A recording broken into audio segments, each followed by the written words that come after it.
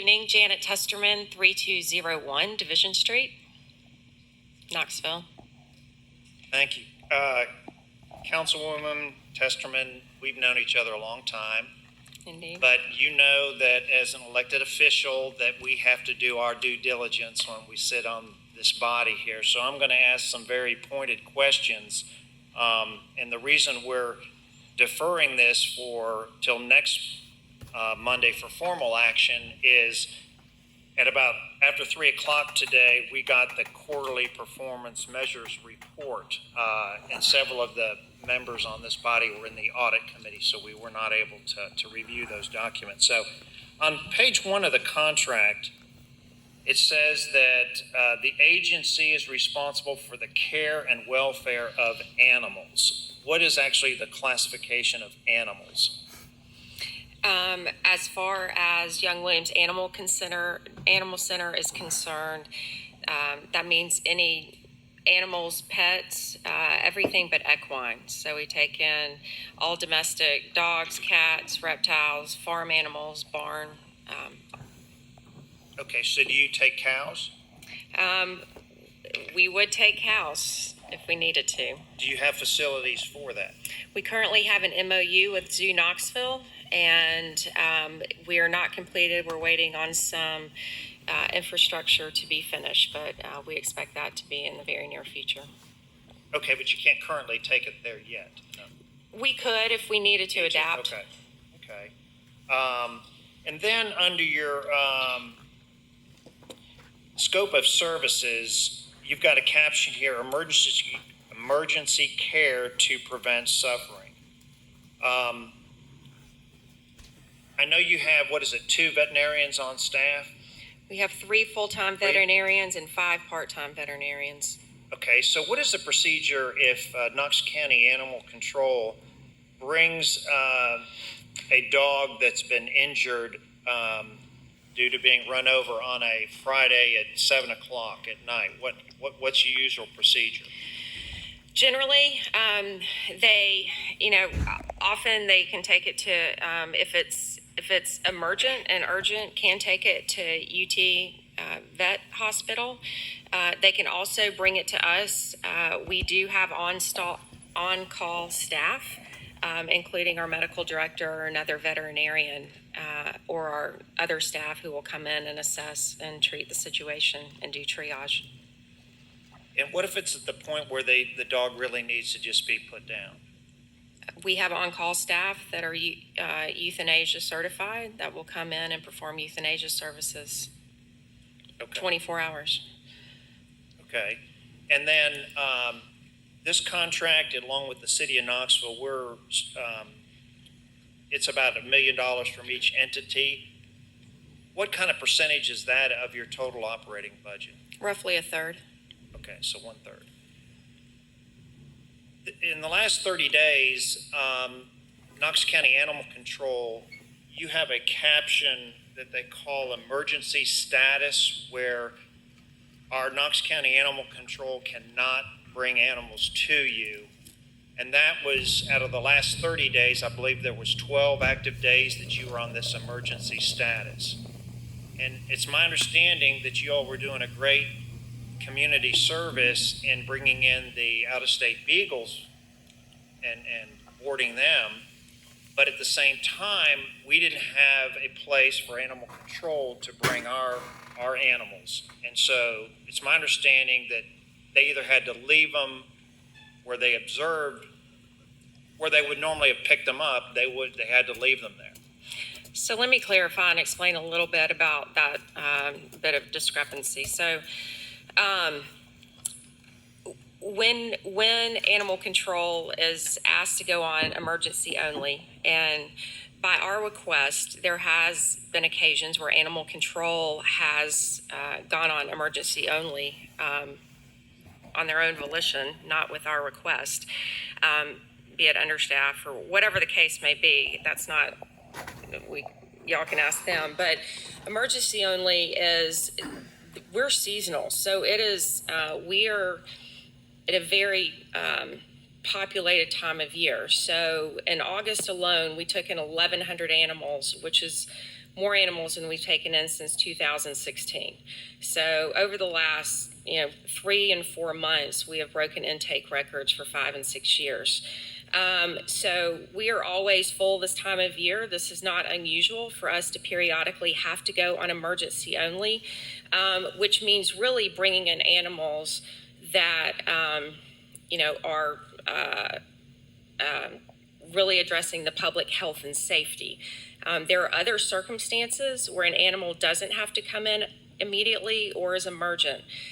As it comes to the beagles, which was the largest rescue in U.S. history, we did take in some beagles. However, those beagles either were pre-adopted before they arrived in Knoxville or went directly into foster care. So they were not coming in and taking up kennel space. When we go in emergency only, it's because we have 0 kennel space or not more than 5 kennels open. So it's really 2 completely different circumstances. Okay.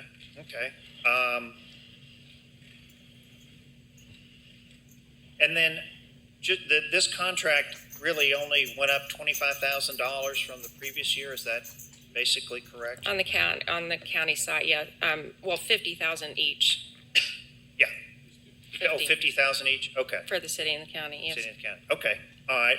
Well, and again, we do appreciate what Young Williams Animal Shelter does for the community. And what I was just looking at is the county's portion interest being served by being able to always bring any dogs, cats, whatever from Knox County Animal Control to your facility. I think there is no question that we are fulfilling that obligation. It is not unusual for us periodically to have to go on emergency only simply because of the sheer volume of animals that are coming in right now. And so we have what are best practices such as managed intake.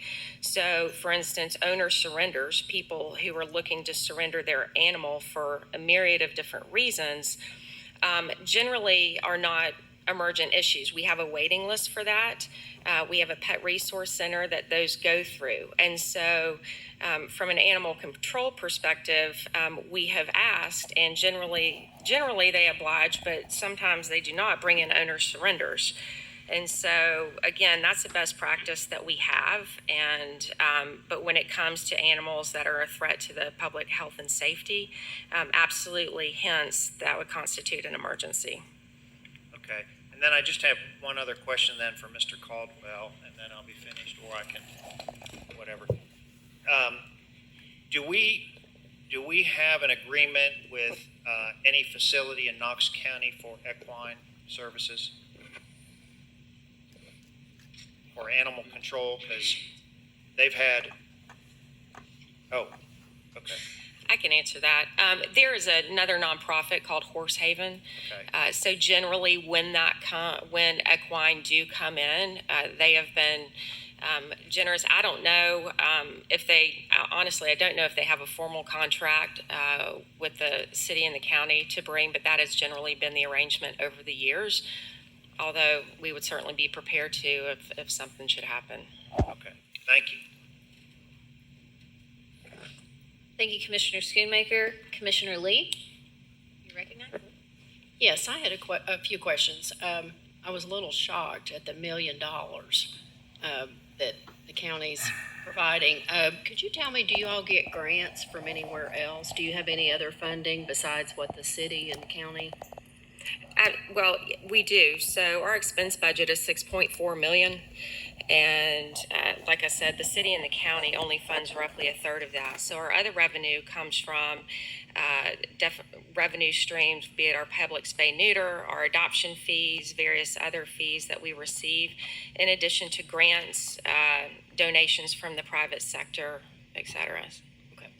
And I didn't see any figures, do you have the figures for what admin, the cost of what you're spending for admin and employee salaries? I do have, I don't have it with me, but I do have personnel budget. We're funded for 99 employees and currently have roughly 90 employees on staff. You don't have a figure for that? Let's see.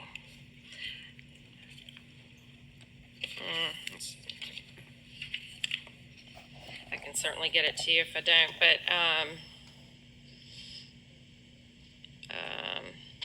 Can I jump in and ask a quick? sure, go right ahead. Is that in your quarterly report that Mr. Caldwell forwarded to us? Would that be included in there or not? The personnel budget, it's a portion of it, because based on the contract for services, I mean, there's definitely, personnel in there which aligns with those particular scope of services, such as sheltering, which is feeding and cleaning, et cetera. So we do have a breakdown roughly, or how we figure that is, roughly 2 employees take 15 minutes to clean a kennel. Now, that said, that's, I would say you're getting a bargain at that. So But we can get a figure for I what can you're certainly spending. give you our personnel budget for that. Sure. Thank you. Thank you. Thank you, Commissioner Lee. Commissioner Jay, you recognize? Thank you, Madam Chair.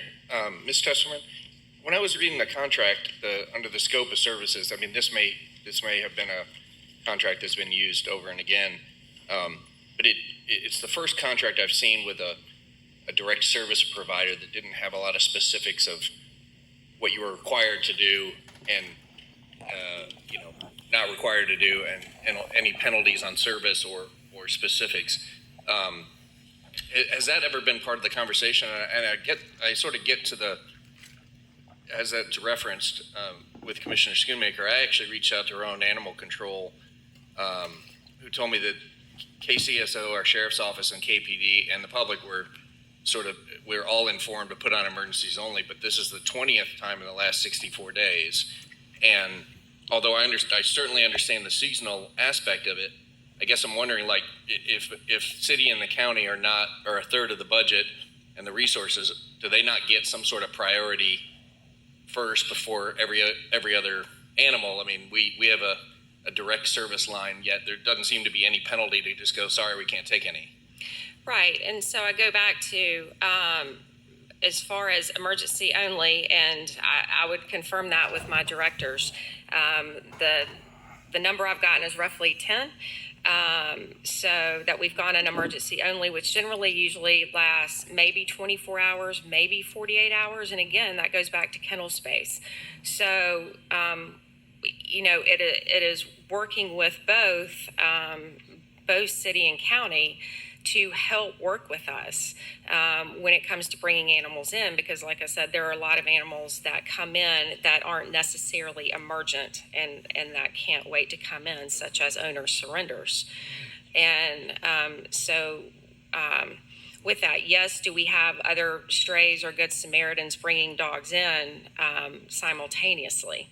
So we are daily trying to manage space. We do make emergency calls for fosters from time to time, but we're not going to euthanize for space. And so it's really working ideally collaboratively to determine the urgency of an animal coming in, which isn't always necessarily aligned. And can you help us better understand? I imagine there was a time where the city had their own sort of animal control facility, and maybe the county did too. And at some point, did they sort of get out of that business and contract with an independent third party to? So yes, we were the city of Knoxville and Knox County animal shelter for a long time. And then Young Williams Animal Center came to be in 2004. We were still a government entity. And then in 2012, we became a 501c3 that took over became the municipal shelter and took the municipal contracts for the city and the county as for sheltering services.